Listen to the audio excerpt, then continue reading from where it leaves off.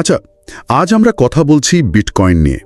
আমাদের কাছে যে বিটকয়েন একটি সম্পূর্ণ নির্দেশিকা আছে, তার গভীরে গিয়ে একটু বোঝার চেষ্টা করব।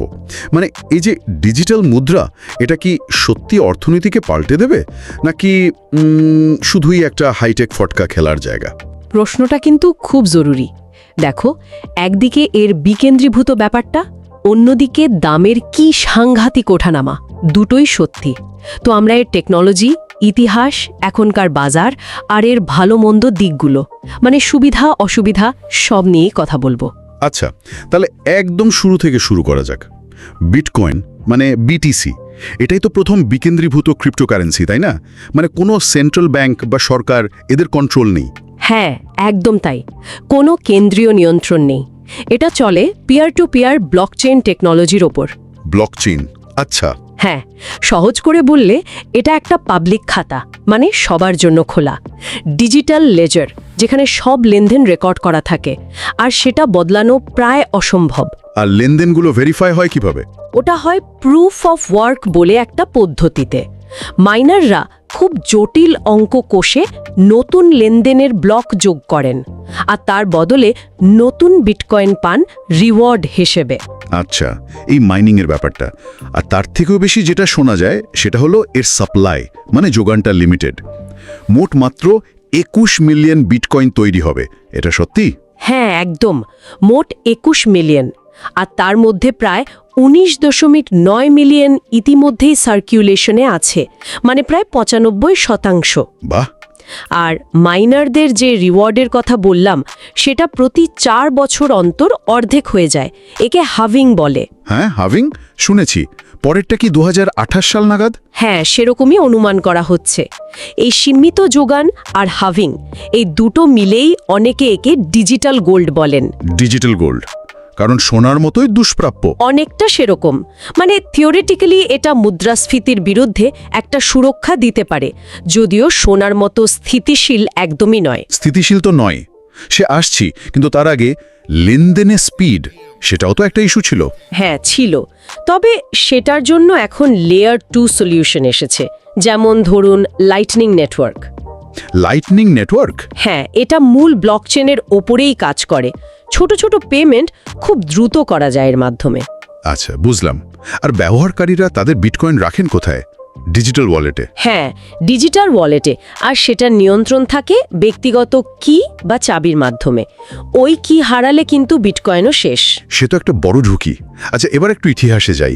2010 সালের ওই পিৎজা কেনার গল্পটা। হ্যাঁ, বিটকয়েন পিৎজা ডে। 10,000 বিটকয়েন দিয়ে 2টো পিৎজা, ভাবা যায়? তখন দাম ছিল খুবই কম। আর তারপর দামের ওঠানামা দেখলে তো মাথা ঘুরে যায়। কখনো $1, তারপর 2011-তে প্রায় $1,121, 2021-এ প্রায় $69,000। হ্যাঁ, $68.9 ছুঁয়েছিল। তারপর আবার 2022-এ 16,000-এ নেমে আসে। আর এখন, মানে 2024 বা 25 সাল ধরলে, প্রায় $1,08,000 আশেপাশে ঘুরছে। একদম। এই চরম অস্থিরতা বা ভোলাটিলিটি, এটাই সবচেয়ে বড় ঝুঁকির জায়গা। ঠিক, কিন্তু এই ঝুঁকি সত্ত্বেও তো বড় বড় কোম্পানি, মানে প্রাতিষ্ঠানিক বিনিয়োগকারীরা এদিকে ঝুঁকছে, তাই না? ঠিক, সেটাই মজার ব্যাপার। ঝুঁকি আছে জেনেই আসছে। কারণটা কি? এত ঝুঁকি নিয়ে কেন? একটা বড় কারণ হলো স্পট বিটকয়েন ইটিএফ অনুমোদন পাওয়া। মানে এখন সাধারণ স্টক মার্কেটের মতোই বড় বিনিয়োগকারীরা সরাসরি বিটকয়েন কিনতে পারছেন। এটা আগে এত সহজ ছিল না। ও আচ্ছা, ইটিএফ আসার ফলে সুবিধা হয়েছে। হ্যাঁ, প্রাতিষ্ঠানিক বিনিয়োগের পথ খুলে গেছে। দেখুন না, মাইক্রোস্ট্র্যাটেজির মতো কোম্পানিগুলো কি পরিমাণ বিটকয়েন কিনেছে, হাজার হাজার কোটি টাকার। বিশাল অঙ্ক। আচ্ছা, আর কোনো কারণ আছে দাম বাড়ার পেছনে? সম্প্রতি কিছু খুব পুরনো ওয়ালেট, মানে 2011 সালের দিককার, সেগুলো হঠাৎ অ্যাক্টিভ হয়েছে। সেগুলোতে প্রায় $2 বিলিয়ন বিটকয়েন আছে। তো বাজারে একটা চিন্তা আছে, যদি তারা বিক্রি করতে শুরু করে দাম পড়ে যেতে পারে। আবার বিশ্ব অর্থনীতির সার্বিক পরিস্থিতিও একটা বড় ফ্যাক্টর। বুঝলাম।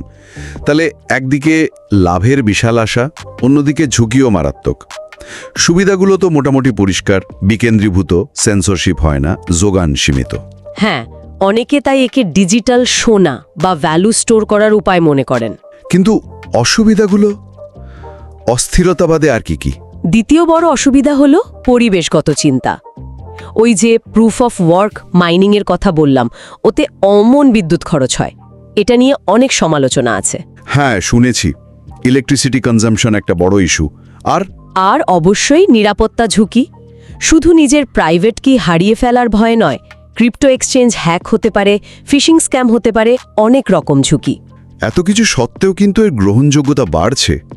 মাইক্রো স্ট্র্যাটেজি তো প্রায় 6 লক্ষ বিটকয়েন হোল্ড করে। হ্যাঁ, প্রায় 5,97,000। এমনি কি এল সালভাডোরের মতো দেশ তো এটাকে লিগ্যাল টেন্ডার বা আইনি মুদ্রার স্বীকৃতি দিয়ে দিয়েছে। তাই নাকি? আর ব্যাংকগুলো, তারাও কি এগিয়ে আসছে? তা আসছে।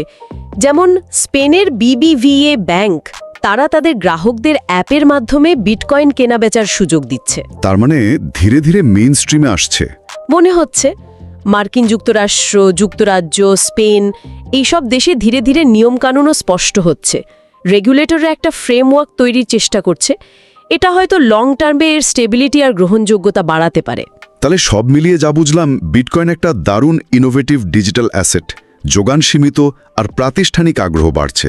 নিঃসন্দেহে এর পোটেনশিয়াল অনেক, কিন্তু চ্যালেঞ্জও কম নয়। ভলাটিলিটি, পরিবেশের ওপর প্রভাব, রেগুলেশনস, এই প্রশ্নগুলো এখনও বড়। এর যাত্রা এখনও চলছে।